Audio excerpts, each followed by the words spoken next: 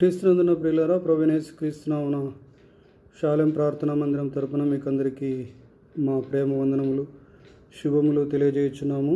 రోమీలకు రాసిన పత్రిక 3వ అధ్యాయము 1 నుంచి కొన్ని వచనాలు చదువుకున్నాం. అట్లయితే యూదునికి కలిగిన గొప్పతనమేమి, సున్నతి వలన ప్రయోజనమేమి? ప్రతి విషయమందును అధికమే. మొదటిది, దేవోక్తులు యూదుల పరము చేయబడెను. కొందరు అవిశ్వాసులైననేమి, వారు అవిశ్వాసులైనందున దేవుడు నమ్మదగిన వాడు కాకపోవునా? అట్లనరాదు. నీ మాటలలో నీవు నీతిమంతుడుగా తీర్చబడినట్లును, నీవు వ్యాజ్యమాడినప్పుడు గెలుచునట్లును అని వ్రాయబడిన ప్రకారము ప్రతి మనుష్యుడును అబద్ధికుడగును గాని దేవుడు సత్యవంతుడు కాక తీరడు. మన దుర్నీతి దేవుని నీతికి ప్రసిద్ధి కలగజేసిన ఎడల ఏమందుము? ఉగ్రతను చూపించు దేవుడు అన్యాయస్తుడగునా? నేను మనుష్యరీతిగా మాట్లాడుచున్నాను. హల్లెలూయా. క్రీస్తునందున ప్రియులరా, మరి ఈ చదువుకున్న వాక్య భాగంలో యూదునికి కలిగి ఉన్నటువంటి గొప్పతనము ఏమిటి అని మనము పరిశీలన చేసినట్లయితే, యూదులు సున్నతి కలిగినటువంటి వారుగా ఉన్నారు. మరి సున్నతి వలన కలిగే ప్రయోజనం ఏమి అని అపోస్తలుడైనటువంటి పౌలు ప్రశ్నిస్తున్నారు. ప్రియులారా, ప్రతి విషయమందు అధికమే అని మరి ఆయననే చెప్తున్నారు. మొదటిది ఏంటంటే, దేవోక్తులు యూదుల పరము చేయబడి ఉండుట. మొదటిది ఏంటంటే, దేవోక్తులు యూదుల పరము చేయబడి ఉండుట. అంటే దేవోక్తులు అంటే దేవుని దగ్గర నుంచి వచ్చినటువంటి మాటలు, యూదుల గురించినటువంటి మాటలుగా ఉండుట. తర్వాత అంటే యూదులకు సంబంధించినవిగా ఉండుట. రెండోది, కొందరు అవిశ్వాసులైననేమి, వారు అవిశ్వాసులైనందున దేవుడు నమ్మదగిన వాడు కాకపోవునా? అవిశ్వాసులుగా ఉన్నా ఏమవుతుంది? వారు అవిశ్వాసులైనంత మాత్రాన దేవుడు నమ్మదగిన వాడు కాకుండా పోడు కదా ప్రియులరా. మరి దేవుడు నమ్మదగిన వాడు కాడు అని అనరాదు.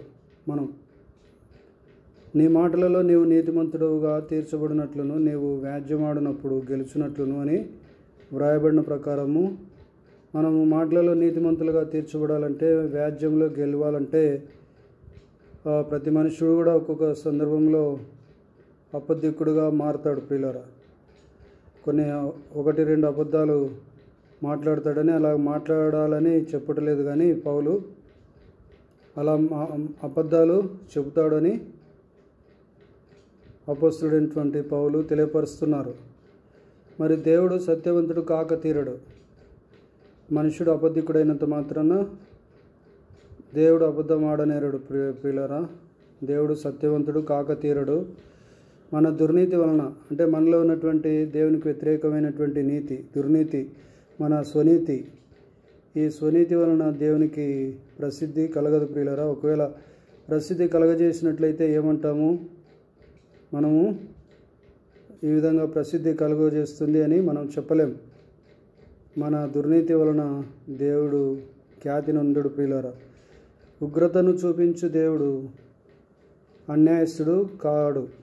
ఒకవేళ మనము ఆ దుర్నీతిలో ఉండి దుర్నీతి సాక్ష్యంగా మారిన తర్వాత, అనగా ఆ దుర్నీతి పోగొట్టుకొని నీతి కలిగినటువంటి వ్యక్తులుగా మారిన తర్వాత దేవునికి ఘనత మహిమ కలిగించే వారంగా మనము ఉంటాం ప్రియులారా.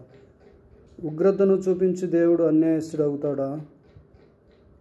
లేదు ప్రియులారా, అన్యాయస్తుడు కాడు. ఎందుకంటే వాని యొక్క స్వకీయ దురాశల వలన మరులు కల్పబడినటువంటి వాడై మరి వాడు దైవోగ్రతకు పాత్రుడుగా మార్చబడుతున్నాడు. కానీ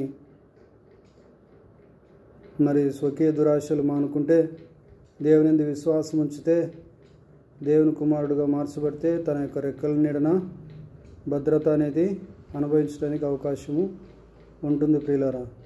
కాబట్టి ఉగ్రతను చూపించే దేవుడు అన్యాయస్తుడు కాడు అని మనము గ్రహించాలి.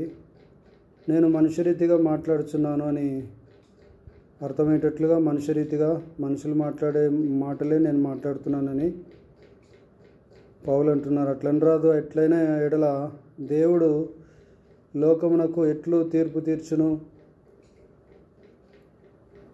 దేవుడు లోకమునకు ఎట్లు తీర్పు తీర్చును అని పౌలు తెలియపరుస్తున్నారు పిల్లలు. కాబట్టి మరి మనమందరం కూడా లోకరీతిగా ప్రవర్తించక దేవుని నామం మహిమార్థమై జీవించినట్లుగా, సత్యవంతులముగా, అబద్ధము చెప్పక, నీతి కలిగి, మరి మనుషుల మాటలలో నీ మాటలలో నీవు నీతిమంతుడుగా తీర్చబడినట్లు, మరి మనుషులు నీతో పెట్టుకునే వ్యాజ్యంలో నీవు గెలిచినట్లు, మరి దేవుని యొక్క సమయోచితమైనటువంటి సహాయమును తీసుకుని దేవుని చిత్తానుసారమైనటువంటి మార్గములో, ఆయన ఆజ్ఞల మార్గములో ఓపికతో సహనంతో కనిపెట్టుకొని, మరి ఆయన యొక్క తీర్పు కొరకు కనిపెట్టుకొని దేవుని చిత్తాన్ని గ్రహించి ముందుకు సాగవలసినటువంటి వారంగా ఉంటున్నామని దేవుని మాటల ద్వారా తెలియపరచబడుతూ